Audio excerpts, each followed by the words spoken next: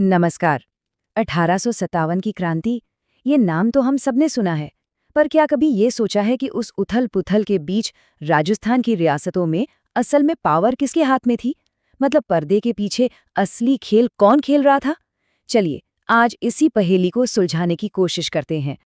तो इस पूरे विश्लेषण की शुरुआत एक सीधे सवाल से करते हैं। 1857 का वो जो दौर था, जब सब कुछ बदल रहा था, उस वक्त राजपुताना की रियासतों पर असल में हुकूमत कर कौन रहा था? क्या वो वाकई गद्दी पर बैठे राजा थे या फिर कोई और?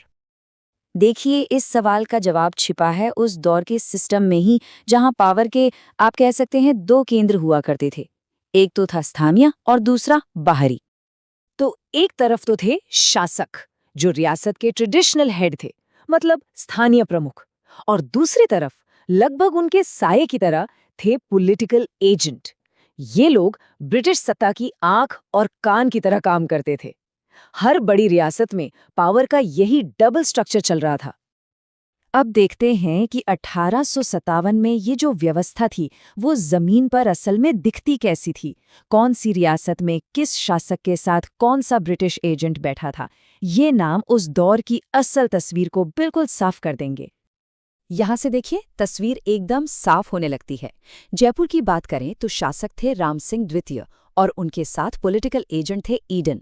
अब मजे की बात यह है कि कोटा के शासक भी राम सिंह द्वितीय ही थे, लेकिन वहां ब्रिटिश आंख बनकर बैठे थे बर्टन। मतलब एक ही राजा, पर अलग अलग इलाकों में निगरानी के लिए अलग अलग एजेंट्स।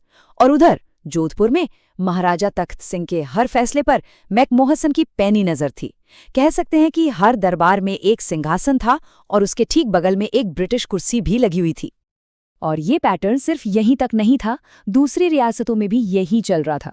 उदयपुर में महाराणा स्वरूप सिंह के साथ शावर्स थे, तो सिरोही में शिव सिंह के साथ जेडी हॉल, और भरतपुर में जसवंत सिंह के साथ मॉरिसन को नियुक्त किया गया था। पावर की ये जुगलबंदी हर जगह दिखाई देती है।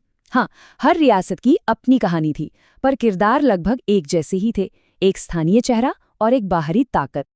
इस लिस्ट के आखिर में धौलपुर और बांसवाड़ा भी इसी कहानी को आगे बढ़ाते हैं। भगवंत सिंह के साथ निक्सन और लक्ष्मण सिंह के साथ कर्नल रॉक। ये पूरा सिस्टम राजपुताना में एक जाल की तरह फैला हुआ था, जिसकी पहुंच हर दरबार तक थी।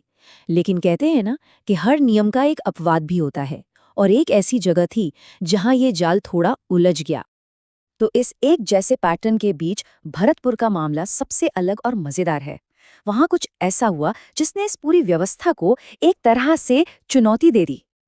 भरतपुर की कहानी अलग इसलिए थी क्योंकि वहां के जो शासक थे जसवंत सिंह, वो नाबालिग थे, और उनकी यही कम उम्र ब्रिटिश सत्ता के लिए एक बहुत बड़ी अड़चन बन गई। तो नतीजा क्या हुआ?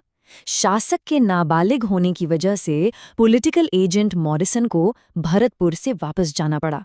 ये एक बहुत ही रेयर मौका था, जब किसी स्थानीय हालात ने, मतलब एक कानूनी दांवपेच ने, ब्रिटिश प्रतिनिधि की पावर को सीधे सीधे लिमिट कर दिया था।